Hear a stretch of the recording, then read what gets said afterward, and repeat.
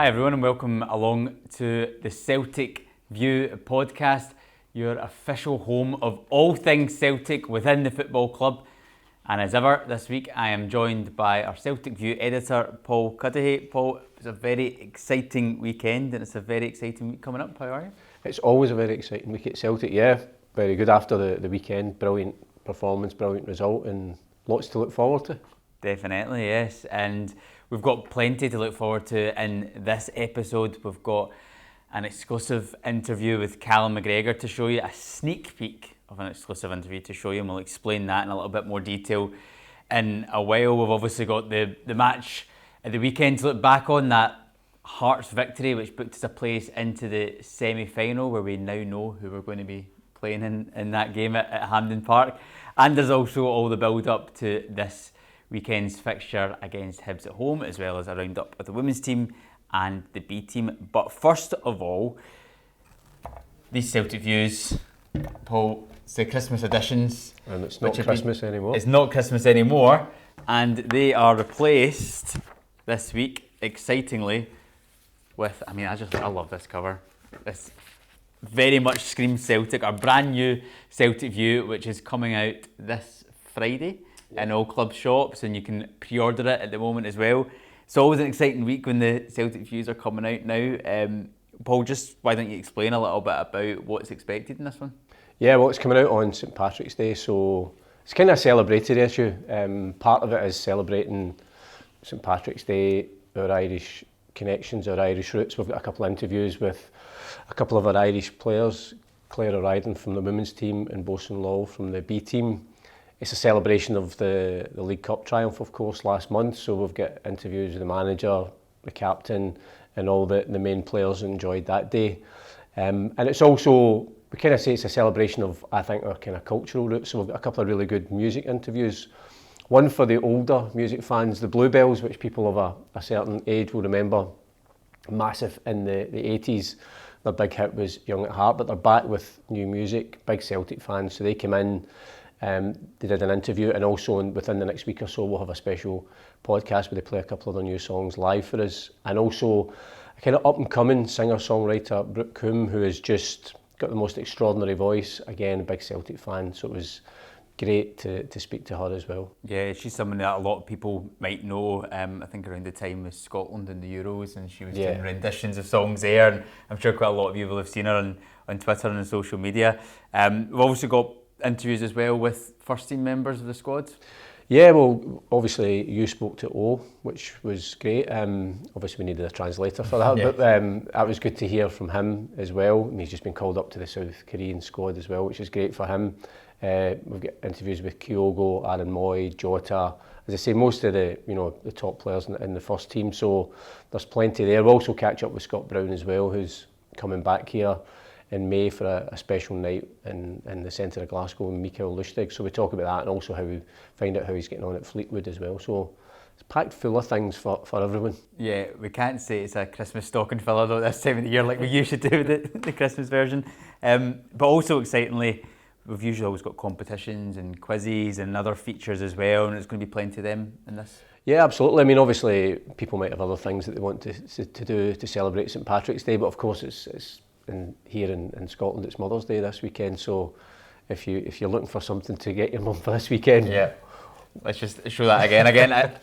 As you mentioned, celebrating our Irish roots, and I think that just screams Ireland, doesn't it? That front page. So very exciting. Friday that comes out. Keep up to date with the Celtic View social media account as well, because we'll be posting lots on that and where to buy it as well. But yeah, you can pre-order it online now on club shops on Friday when that comes out. Paul, obviously we want to start on the football from the weekend, the Hearts game, which booked us our place in the semi-final. But I think we now know our opponents in that semi-final. So before we get into the Hearts game and everything great about it as well, let's just touch upon that.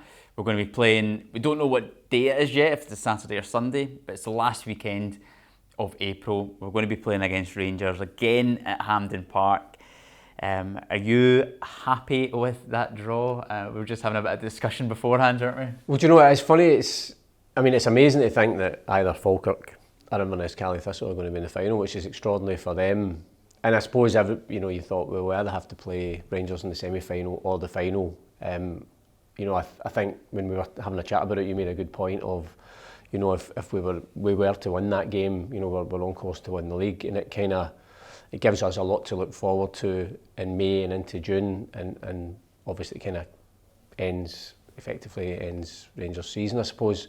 So from that point of view, whether we play them in the semi-final or the final, and I think given what happened at Hampden last month, I think we have to go into the game full of confidence. We will have another game, of course, here against them before then, so I'm not sure if that will have too much of an impact. It's a whole different dynamic playing at either stadium, but I'm sure it's one that everybody's looking forward to, and as I say, because of what happened with the League Cup final, we have to go into it full of confidence. Yeah, because I'm thinking, I'm quite happy with the draw being in the semi-final. It means it gets it over and done with as well, because if you've got that big build-up to a final as well, particularly if in May we're still ahead in the league and got a chance of winning it, that cup final build-up will feel massive. But also, you've got the semi-final on that weekend, got the potential, usually the split, you might be playing Rangers again the following weekend, or it might be even the weekend after that, so you have a chance to get a couple of big results in a couple of weeks. It'd be amazing. And also the fact that we're coming into it in the back of winning the League Cup final against them is only going to fill everybody with confidence. Yeah, absolutely. I mean, it was interesting when they did the draw, and after Falkirk had knocked out Ayr United, so the Falkirk players were obviously delighted, because I think the presumption would be if they had got either Celtic or Rangers as a League One side, they wouldn't have got through, and Inverness would have probably been the same. They would think it would have been very difficult. They're now get a chance to get to the final, so I'm thinking in a one-off game, even if we're there and we're the overwhelming favourites, it's still a one-off game. But that's for us, to get past the semi-final, then we would be getting into to the final as really strong favourites. I mean, it'll be a massive game. Obviously, we remember, as well as the League Cup final last season, Scottish Cup semi-final. But I think the way we're playing just now, and you saw it at the weekend at Tynecastle, it's a tough game, a tough venue, a tough team. But if we turn up and play the way that we know we can play, it's very hard for any other team to live with us. Yeah, and I think that's one thing. You're going to get a lot of comparisons with the fact that we played them in the semi-final last year in the Scottish Cup, but it doesn't really have anything to do with this upcoming match, because we've played them recently in a final in the League Cup and won, and we're a completely different team, really, not completely different, but we're a stronger team, a much stronger team than the one that played that semi-final last year as well, and you don't really see any signs of this team that they're going to give up.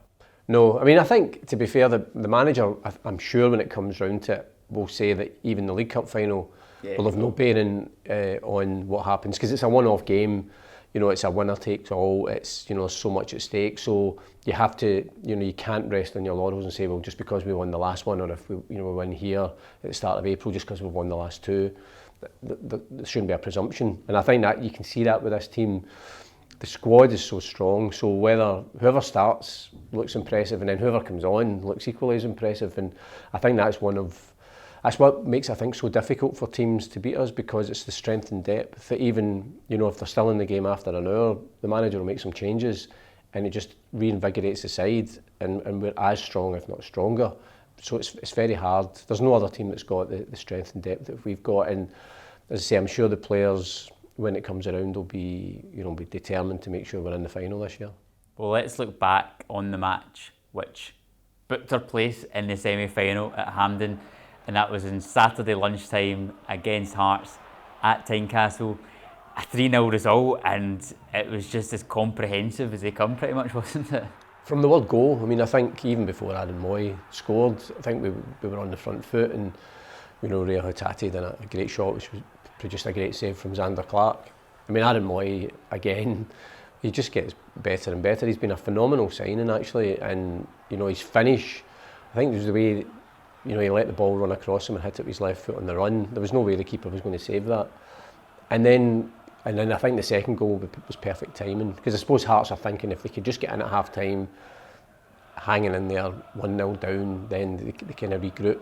At 2-0, it's effectively over, and we just totally controlled the game. And it's always good to beat Hearts. It's always good to beat Hearts at Tynecastle. It is indeed, yeah, because going to that match, it was kind of, I love the Scottish Cup. I think it's just a brilliant competition because you then get those instances where we then go to Tynecastle for a quarter-final and we get the full stand behind the goal. You've got more than 3,500 Celtic fans there. It was just like the build-up to it was just perfect. You had the full set of Hearts end, you had the full Celtic end at that side as well, and then we just come flying out the traps as well, and it was superb to watch. And that goal from Aaron Moy as well, you mentioned, like the control that he had when that ball's coming across, to strike it with what's meant to be his weaker foot when it's bouncing. He's just been in superb form, and we're going to get into him in a little bit more detail in a bit. I think a word needs to go to Joe Hart in that period as well in the first half. I mean, what a save that was. Yeah, I mean, I think, and we've said it before on the podcast, Joe Hart's been one of our best signings. I mean, I think his, not only just his quality as a goalkeeper, but I think his whole persona and his attitude every day in training and around the dressing room, I think it's been so important.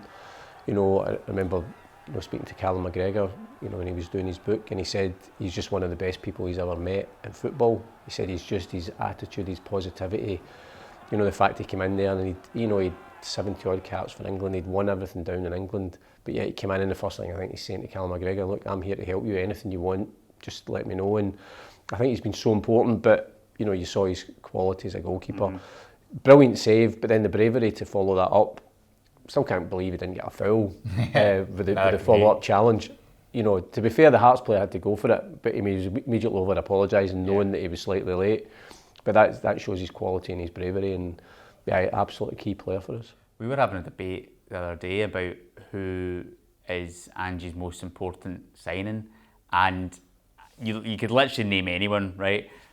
But I had an argument towards Joe Hart because at that time in the summer period, we didn't really have many options in terms of the goalkeepers. And then you remember when Joe came in, and I think it was a game against Jablonec at home in the Europa League, and he made like 2 saves, and the whole place just erupted, and everyone was like, right, okay, we're safe now.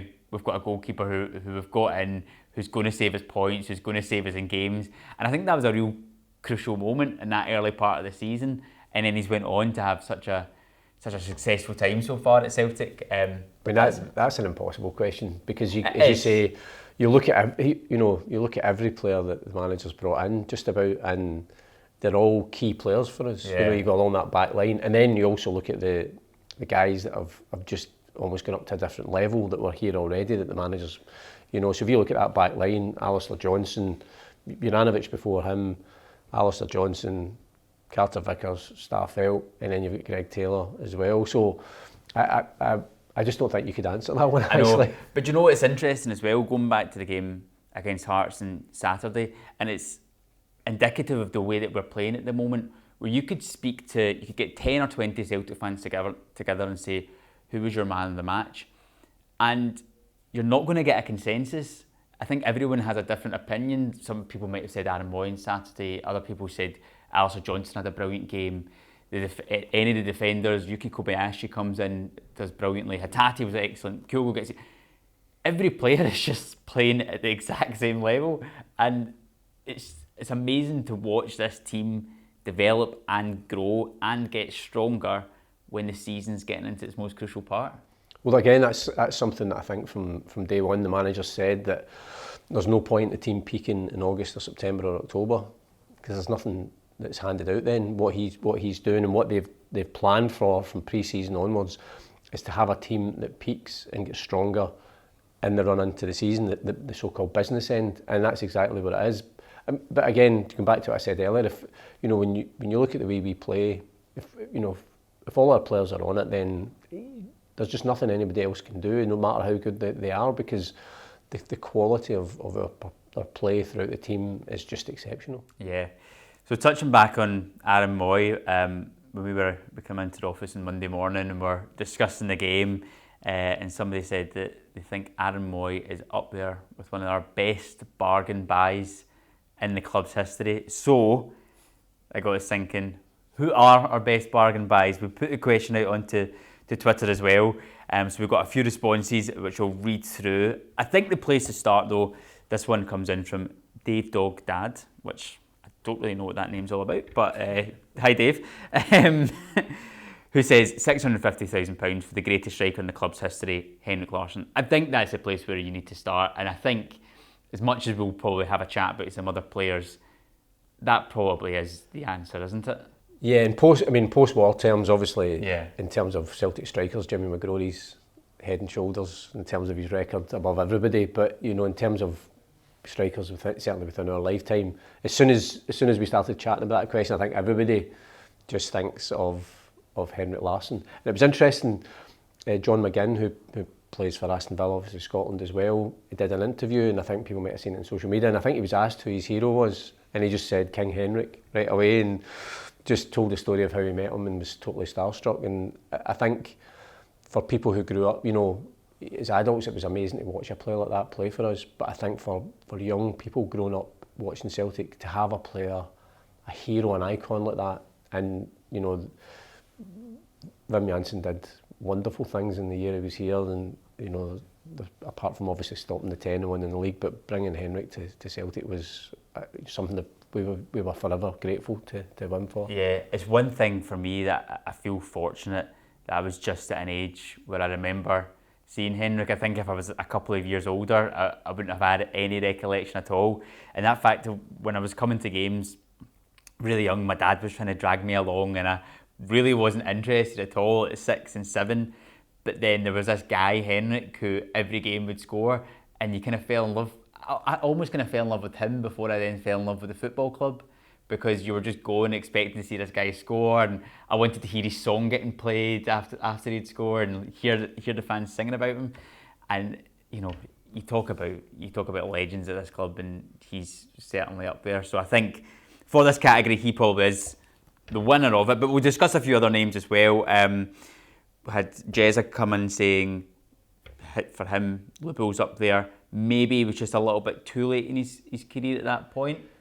I think that's something that everybody, because obviously people remember the way that Dr. Joe brought him in, and everybody was quite dismissive. But he was extraordinary, and I think it's the one thing when people talk about Lubo, everybody goes, "I wish we'd got him 5 or 10 years earlier," because given how good he was at that age, how much better, how much more we'd have benefited from it. And there's, if you look at that Juventus game where we beat them 4-3, that was, it was a kind of almost a swan song for Lubo. He's playing at the highest stage against some of the Europe's and some of the world's best players and one of the top teams in Europe. He was outstanding that game. I mean, he was absolutely central to the way we played and the way we won that game. And he was just a lovely guy as well. And again, any time you ask players that played with him, trained with him, and you say, was he right-footed or left-footed? None of them know.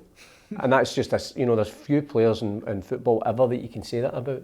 Yeah. He was incredible as well. Yeah. Did he not nutmeg Nedved in that game as well, or he nutmeg somebody, one of their top players in the Juventus team? I mean, he's one who I've just got memory of. But again, I would always remember my dad coming back from games and talking about him, being like, "Oh, he scored from a corner, and he's controlled the ball with his backside and stuff like that." And it was just an incredible player. A few other ones to mention. Obviously, this conversation started because of Moy, and someone else, Jim Mick, did say that Moy's up there for him as well. And again, he does wish we had him a few years ago to see him when he was maybe playing in the Premier League. But for a player that has come in on, we think a free transfer from China, I mean, he would maybe have to be up there in the reckoning, wouldn't he? Absolutely, yeah. I mean, I think it's a classic case of which the best players, they're good for Celtic and Celtic are good for him. I think you often say that. I mean, Henrik says that as well, that, as well as him being good for Celtic was perfect for him. And obviously in those first few months, as he kind of built up because I think people forget sometimes that I don't think he played or trained really for about 3 or 4 months before he joined us. So he was playing catch up, and obviously by the time that he gets to the World Cup and he's up to full speed, he's part of the squad. He goes to Qatar and has this incredible, Australia get out of their group, and he's absolutely central to it. And I think maybe for some people, even probably some Celtic fans are sitting back and going, whoa, we've got a player here. And I think it's really interesting, and maybe it's the timing of the tournament in the middle of the season, but if you look at the way he came back, and he's just been superb since. You look at the way Dyson Maeda came back from the World Cup as well, and they've really benefited from that and having a good tournament and coming back and feeling good about themselves. But yeah, the one thing I always think, and it does make me laugh, that because my wife was joking at the weekend that he's going to stop playing well because he just doesn't want to do these post-match interviews anymore. We just have to stop asking him, because I'm sure the rest of the players are probably killing themselves laughing every time he gets announced as man of the match, because he has to go and do these things and they can tell. We had it in the game away from home against Hibs in between Christmas and New Year. I think he scored his first couple of goals for the club in that game at Easter Road. We won 4-0, and Reid said, "Can we speak to Aaron after the game?" I was like, yeah, that's fine. We saw him coming out and he was like almost trying to get away, and we're like, "No, Aaron, you need to come over here." And he's like, "Oh God," and I was like, "Yeah, well that's what happens when you start scoring goals." But yeah, no, I do feel for him, because he's never best pleased when he's doing it. He's not the first one to be calling to do it. A few other suggestions as well. We had Lloyd Patrick Jepson, who actually gave us a list. He said Larsson, Lubo, Hatate, and then Moy. Patrick Taylor, which is this is something we can probably all agree with, has said you could probably have nearly every current Celtic player in this list, because most of we've not really spent that much money on the individuals in the squad. A few that I wanted to mention that I thought were worthy.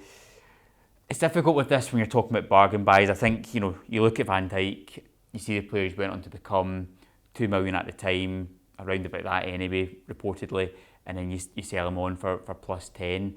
But I think you've got to maybe look a little bit below that. Maybe players you're getting in at fees or just a little bit more than that.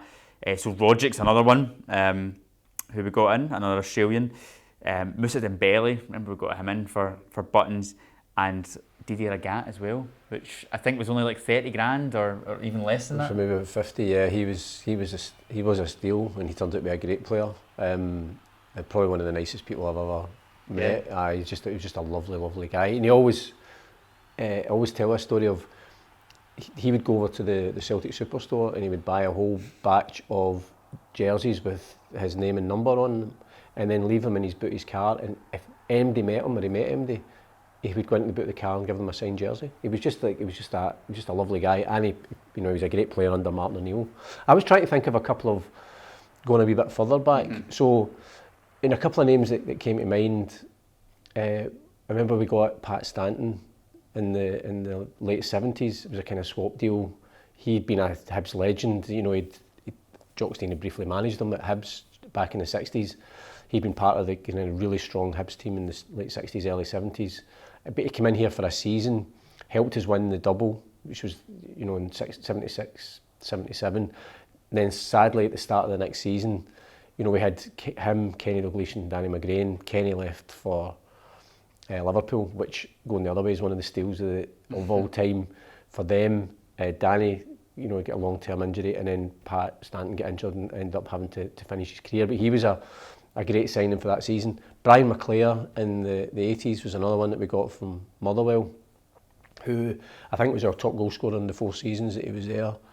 He was just he was a phenomenal player, and again, Manchester United, that was one of I think Alec Ferguson said until I think Eric Cantona came, it was his best signing, and they absolutely stole him from us. But he was another one that we got and more than repaid us in terms of what he contributed. Brilliant, yeah. But we're still in agreement, aren't we, in this one, that Larsson would be the winner for this category? Yeah, I think you could go in, because you have to go back forensically and look at, like certain players. So do you go back, Willie Wallace, came in and, within about 6 weeks had won every honour, having joined us, including the European Cup final. Again, he was a great striker for us. So, but I think certainly in the last 20, 30 years, Henrik's the one name that everybody immediately remembers. And the best thing, well, not the best thing, but the fact that I used to think it was laughable that some people would be comparing him and his record to strikers of other teams in Scotland, and you think, that's obviously people who don't know anything about football. But then Henrik to go on and be a star at Barcelona, and then even when he was on loan, Manchester United proved he was just world class and head and shoulders above anyone. Yeah, and you think with Henrik as well, if we didn't have all the greats that we did have with your likes of McGrory's and players in the 50s and 60s and things, you look at so many clubs now where I think Mbappe just broke the record for PSG as their top goal scorer. Someone else just broke it in Italy as well, and they'd only scored like 100 goals for the club. He probably would be standing out on a loan as our record of a goal scorer if you didn't have this great history and success of players that other clubs just don't have. I mean, that goes back to, so obviously Henrik overtook Jimmy Quinn, who was the start of the 20th century, overtakes Stevie Chalmers, who's obviously one of our greatest ever strikers, and he's just behind Bobby Lennox, who again, and I think, you know, Bobby would have been even further ahead if he didn't get flagged for dubious offsides. There's so many goals. So yeah, I mean, he's in esteemed goal scoring company because that's where he is. Yeah. He's alongside these guys. Yeah, we'll crown the king with this one then. We'll give him the tag for that. Let's look ahead now, Paul, to the weekend's action. We've got Hibs coming back to Celtic Park for the second time this season, and I think everyone will remember that first game rather fondly. 6-1 victory back in October where James Forrest scored a hat-trick to take him to 100 goals as a Celtic player. That was a brilliant afternoon. And then, of course, as I mentioned earlier, we had the 4-0 game at Easter Road in between Christmas and New Year time. So how are you feeling going into this game? I mean, I think the fact that we've won every single one of our home games in the league this season, conceding very few goals, you have to be absolutely confident. And I think, again, what's good is we've got a full week's preparation. You know, after 2 really hard games back-to-back against Hearts, then we get a full week to get everybody, you know, recovered, back fully fit. Diaz Maida will come back into the squad as well. So we're going into it really strong. Hibs are kind of... They're improving. Yeah, they've kind of steadied the ship. And they were getting some good results, but then, you know, they're kind of hit or miss. I think I'm never quite sure how. I think they'll certainly. I think the manager last time when the 6-1 game said there was a certain naivety in the way they played, which obviously must be something to do with the way he set them out. But I think they'll be much more defensive and maybe try and frustrate Celtic. But the problem with that is we've touched on, we've got such a strong squad and so many attacking threats that it's difficult for teams to handle that. So, I mean, I think, I'm sure even Hibs are expecting a home win. Yeah, I mean, I think that's probably been 2 of our best performances this season so far, particularly the game at home where James scores his hat-trick and gets 100 goals. Even the Hibs manager afterwards was saying, I think he said to his players that if he was one of them, he'd be chapping in our dressing room to ask us what do we eat, how do we sleep, all these different types of things, because we were so good in that day. I mean, that's just one of many quotes that their manager has said over that time. But yeah, we've managed to really, really put it on against Hibs this season, as you mentioned, with a week's preparation. Hopefully everyone's just sort of fit and firing and ready to go for this one. But I think one of the strengths of the squad and the squad that the manager's assembled is, you know, that if we're talking or other fans talking, you know, there's just this presumption that we're going to win, just because we're so used to it, and the football's been brilliant and everybody's enjoying it. But that's not filtered through to the squad, because that would be the undoing of this great record, as if the players rocked up on Saturday and thought, well, we've already beat Hibs twice, we've not lost at home, you know, it's a foregone conclusion. And the way we play, you can tell that they believe anything but, that actually when you hear them every week, and sure, some people think they're just going through the motions of saying we're taking it one game at a time, but actually I think the way that they prepare and approach and tackle every game, you can tell that's exactly what they're doing. And so that's what makes it so difficult for opponents, that Hibs aren't going to come here thinking, well, Celtic might think this is an easy 3 points. They know that we'll be firing on all cylinders to keep going. And I think because of the strength of the squad, any player knows that if they drop off, there's somebody who's just as good waiting to replace them. So it's a perfect storm for us, and it's so difficult for teams that face us just now. Mm-hmm. So looking ahead to this fixture has made me think about looking back on previous fixtures against Hibs, because we've had some absolute classics over that time. and trying to just think of any memories that come to mind in the game. Anything come to mind for you in this fixture between the two sides? Well, I'd mentioned before, I think, about like going to see Celtic Hibs in the final in the 70s. I wasn't sure if it was 72 or 74, so I actually asked my dad last night. So it was the 72 Cup final, because he'd just started taking me, I think, in the February of that year to games. And I'd say my gran used to stay, she stayed quite near Hampden, so we'd always go there and then we would just walk down to the game. So I just have that memory of going down. Every supporter was in green and white, the pitch was green, both teams are in green. And as I say, people who have maybe been listening or watching Celtic TV for years know that I bang on about this all the time.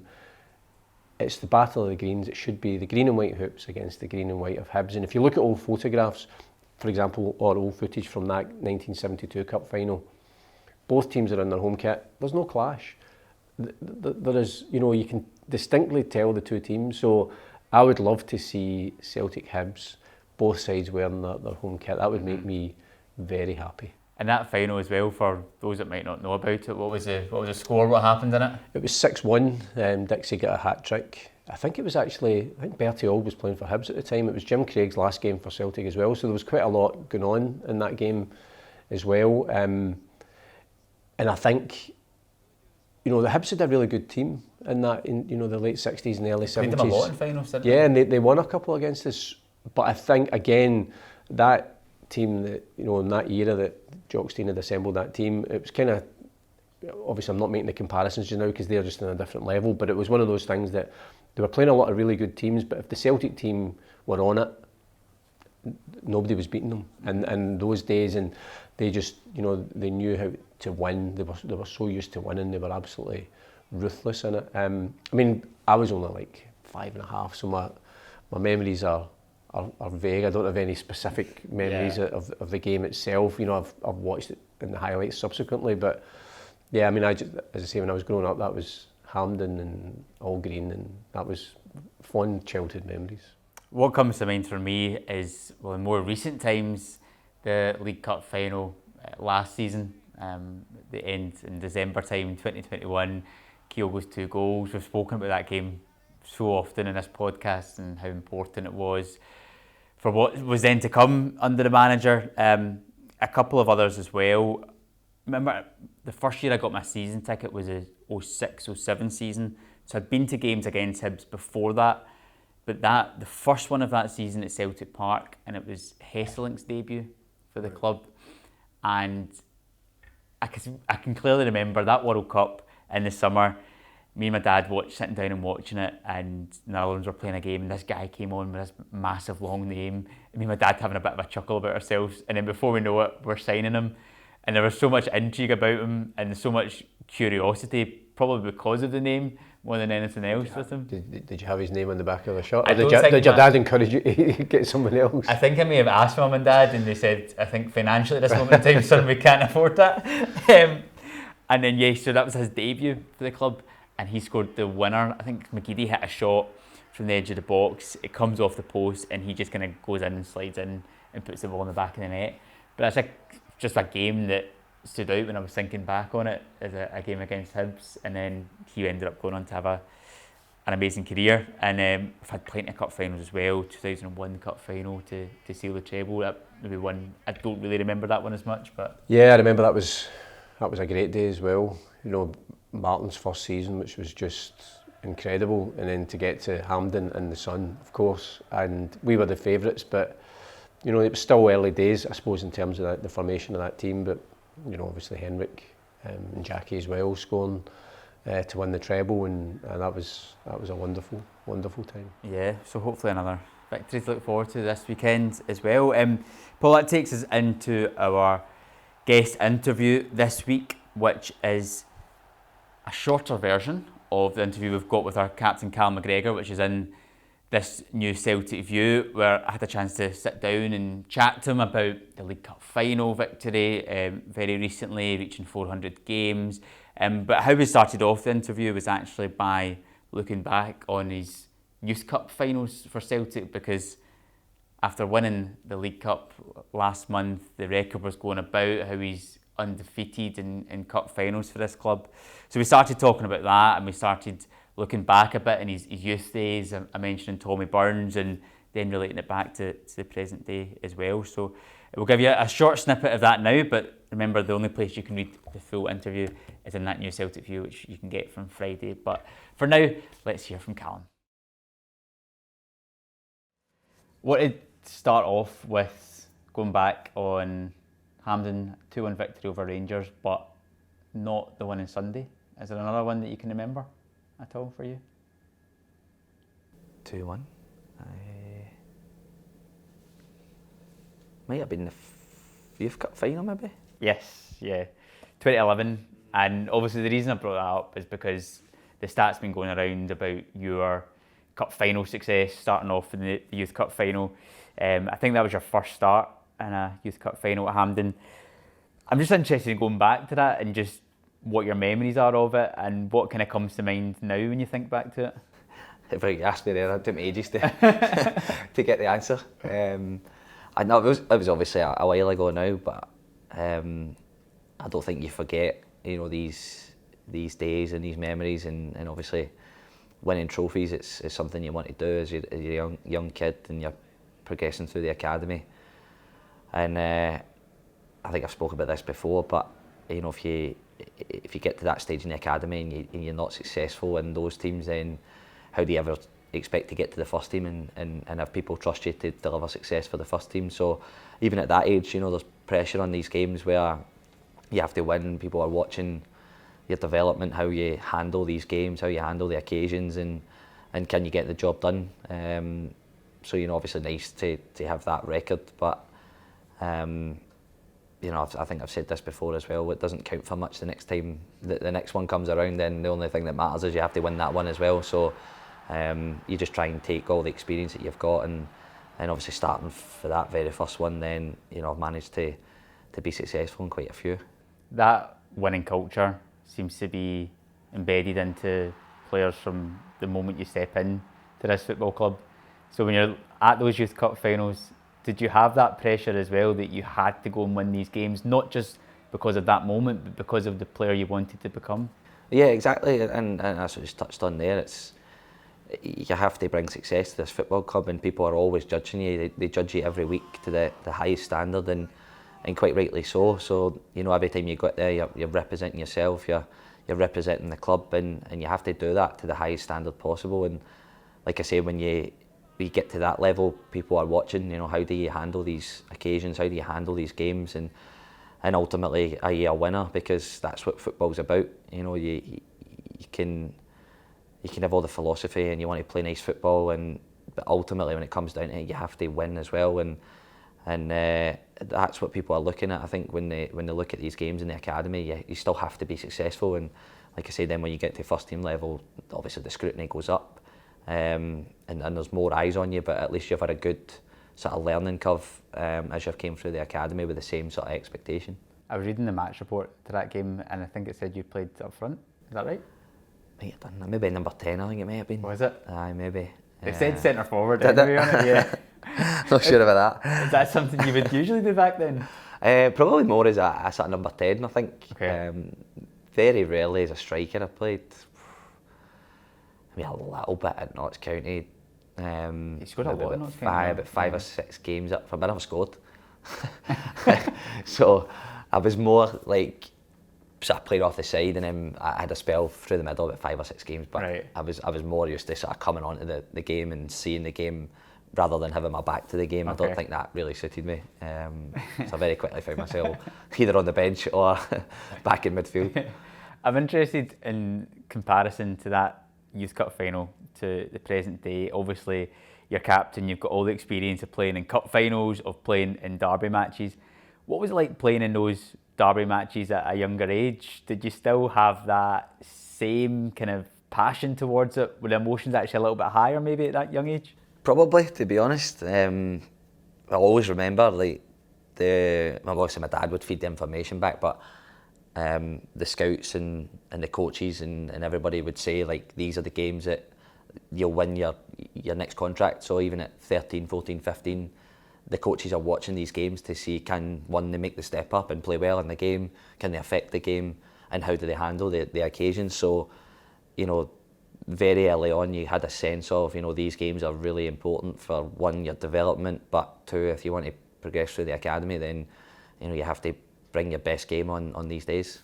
And those youth days, a lot of time you speak to players and they always say sometimes their happiest or their most treasured memories are from those youth days. What do you remember about that time? Because that period as well was successful in those youth teams. Yeah, it was a big learning curve, I think, coming out of school and becoming a professional football player and trying to make your journey within that, because obviously you then now, you're working full time, you're aspiring to be a football player, you're sort of close enough, but you're still a million miles away, and it's trying to deal with all that expectation and trying to find your way through the academy at that point.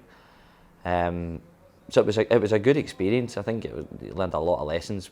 But I must say, I think I enjoy playing in the first team a lot more than what I did back then. And obviously brilliant experiences, but I feel like probably my best times have come since I've broke through into the first team. Yeah, but in terms of that development period and looking back now and what shaped you as a person and as a player, is that vital, those years? Yeah, I think so. I think, every sort of coach that you come across from being 9 years old, they've all given me a bit of information that I've tried to take from each of them and piece them together.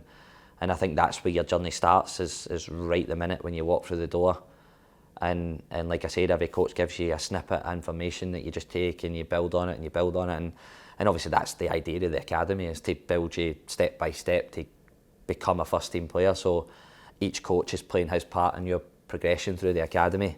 And then once you piece that all together and all those experiences, then eventually when you get to first team level, you should have had a good enough grounding at that point to try and make your mark at that level. And then obviously there's a lot of learning experiences from when you get into the first team to trying to establish yourself as well. So, for myself, I've loved every minute of the learning and working with different coaches and taking different bits of their ideas and trying to implement it into my game. And it's something that has been so valuable for me, I think. Mm-hmm. That brings us full circle then to Sunday. Just try and describe and explain the emotions. Again, this is your third trophy now as captain. To do so in a derby match as well, to lift that title, just try and describe it if you can. Yeah, obviously it's difficult to put into words, but an amazing feeling, like sense of achievement, sense of pride in the players and the fans and the club to turn it on such a big day, big pressure moment, and I thought we handled it really, really well, right for the minute, the first whistle, and the way we played, the way we passed the ball, movement, energy, aggression in the game. I thought we were totally dominant, and that was brilliant to see. So, a great sense of sort of pride and achievement that, once you come onto the big stage, you have to perform, and we did that as a group, and then obviously to come right through the end of the game, hang in a little bit and show that other side to us where we're not just a pretty football team. We can go up against it and be physical and defend the box, and then obviously finishing the game. We probably could have finished the game 3 or 4-1 at that point. So coming through the difficult spell, finishing strong, tells you that we've got all areas of the game that we need. And then to go and lift the trophy was something really special. In front of our fans in a derby game. What more could you want to being the captain of the club to go and lift that trophy in such a special day? Is there still that bit of a fan inside you in those moments when you go up to lift a trophy? Of course. It's like you invest so much emotion and energy into the club. That never ever leaves you. It's something that's there every single day. The people that I'm around every day, they support Celtic, they live and breathe it. You can never switch off from it, so that tells you the emotion that you carry with you every single day, and also the pressure that comes with that as well, and the pressure to deliver. So when you get over the line and you get that moment of achievement, you deliver success for yourself, for your family, for the supporters, then it's a huge sense of pride and relief as well in that moment that you've managed to do it. And to do so as captain as well, Does it feel different doing it as a captain compared to not being a captain? Yeah, probably slightly different. Just in terms of probably the responsibility side of things. You know, you're obviously a lot more responsible for what happens on the pitch. And I've spoken about this before. The minute that you get your head around that, then you know that's where you can understand the size of the job that you've got. And again, you actually enjoy it. You enjoy having that responsibility and helping the players, and them helping me as well. I said that after the game. I think to be successful, you need 5 or 6 leaders in your team, in your dressing room, and we're lucky that we've got that. Everybody bounces off each other really well, and yeah, it probably does feel a little bit different being the captain, but I think it makes it, you know, a little bit sweeter as well. If you compare yourself now as captain compared to when you first got handed the captain armband, is there anything different about you as a person, as a player, as a leader at all? Have you learnt much over that time? I think you just learn every day, and I think you're always sort of learning on this job. You know, things change really, really quickly, and you've just got to adapt and find a solution. Like, I think I've spoken about this a few times, but you know, sometimes your work's done during the week. Sometimes something goes wrong in a game, and you have to fix it within. So there's always that variety of, you know, different types of leadership that you need at different times, and like I said, the guys have been superb with me. They've helped me a lot as well. So, you know, it's a real collective effort. And just thinking about you reaching this milestone and everything you've achieved, and again going back to those early days and maybe looking at points that have been a real influence to you. And the one name I wanted to mention was Tommy Burns, and that is someone you've obviously spoken about tons of times before, but I just thought it'd be a good chance to maybe reflect on the influence again that he had on you to reach this moment as captain, lifting a League Cup and more than 400 games. Mm-hmm. Yeah, he was a hugely important figure for the club. Obviously, you know, everybody knows that, and you know, just for me to be lucky enough to come across him and to have such a sort of big part in my early development at Celtic. He's someone who just loved the youth academy, so much enthusiasm for it, and I always think to myself, how lucky was I that I was one sort of born in that time where I was coming through at an academy where we had such a special character who was so dedicated to bringing young talent through. And then again, even more lucky that he seemed to sort of take a shine to me really early on, which was brilliant, because he just passed on so much information, so much time, so much knowledge. Even when you're younger, he just put so much effort into trying to help me, and you know, somebody who really inspired me to go on and I think I've spoken about this before, but he always sort of challenged you. And when I signed my first contract, he had my family in with myself, and he said to me, like, your job now is to be the next one through the academy, because if it's not going to be you, then we'll find another one. And that was the challenge. He was like, make it you, because I've given you everything that I can give you now. It's now down to you to make this your journey. And if you don't, then I'll just bring another one in. So I was like, right, cheers, Tommy. But just things like that'll never, ever escape me. And I think even bringing me back to this point as well, you know, really sort of helped me psychologically understand how big the opportunity that I had to play for Celtic, and never ever to give it up without a fight. Yeah, there we go. That's our captain, Callum McGregor there. And as mentioned, the full interview is in our brand new Celtic View out this Friday. But I think Callum actually quite enjoyed Paul going back and talking about his youth days. I know you spoke to him about it all for his book as well. And the thing that strikes me about speaking to Callum about it is that development path has been so crucial to the person that he's become today. As a player, yes, but also that winning culture that's been developed at such a young age. Well, I think that runs through the academy, because obviously they're having to develop players, and if you ever watch your academy players, even young guys that are like 10, 11, the technical ability is extraordinary. The way they can read a game it's breathtaking actually, and and then they've still got another 7 or 8 years of development before they can get in and around the first team. So that's all crucial. But along the way, especially as they kind of progress through the academy, you have to develop that winning mentality, because that's what's expected of you when you reach the first team, that you have to play a certain way, but you have to win if you're a Celtic player. And that's why over the years there's been players that have came here and maybe they've found it difficult because the demands and the expectations. But for people like Callum McGregor and James Forrest and Anthony Ralston and these guys that have come through the academy, that's it's been ingrained into them. Mm-hmm. And they are certainly continuing to win at the moment. One team that was back to winning ways at the weekend were the women's team, who were playing Hibs, who were about to play as the first team. They went away to Hibs on Sunday and won 2-0. It was two goals from corners from Amy Gallagher and Caitlin Hayes as well. It's an important win for the team, bouncing back from that defeat against Glasgow City. Kicks off a big week with a way to play Hearts away from home in defence of their Scottish Cup. And then the following week after that, it's the start of the split as well for the women's team. So that was a really important game for them, wasn't it? Yeah, I think they were obviously disappointed at losing to Glasgow City, so there's a 6-point gap. But yeah, they just had to keep winning. And I think the split's slightly different in the women's team. I think they play each other twice.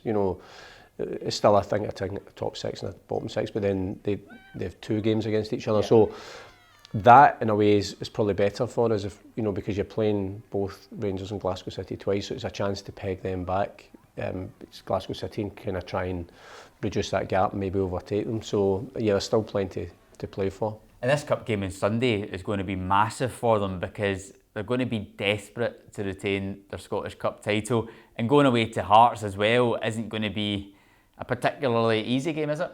Well, we won there the last time, but that was the first time that Hearts had lost at home in the league that all season. I think the other incentive for, obviously we're the cup holders, but the semi-finals and the final in the Scottish Women's Cup this year are going to be played at Hampden, which, to be playing in that stage again for the team, for the players, is a big thing. So I'm sure that will be part of what Fran Alonso will be saying to the team. Look, we want to be playing in the biggest stage. We want to be giving our supporters a chance to see us in the biggest stage. But you have to get past a Hearts side that certainly they've improved this season. So it will be a difficult game. But again, Celtic have to be confident that they can see off Hearts. Yeah, the women's team are really just entering that period now of, which we mentioned previously, the business end of the campaign. For the B team, for their weekend, they drew 1 each at home to Cumbernauld Colts. It was a late goal, leading that game 1-0 for pretty much the majority. But their season is getting close to its end. We're recording this on Tuesday, and they played Obiti Star on Tuesday night away from home, and then they've got a massive game on Friday night at home against Spartans. Celtic B currently second in the table, Spartans third, I think just a point behind. They're maybe in the same points as well. I think there's only about 4 or 5 games left for them, so this really is a big kind of week. Yeah, they've had a really good campaign. We've touched on it before, and the different benefits that they've had from it. They've been disappointed, I think, to have conceded a goal at the weekend and dropped 2 points. But the fact that they're still in and about the top of the table, and Spartans are one of the teams that have aspirations to get into the playoffs and possibly into the League Two. So that'll be a really tough game for them. But a big week, and that's the challenge of playing Saturday, Tuesday, and then Friday.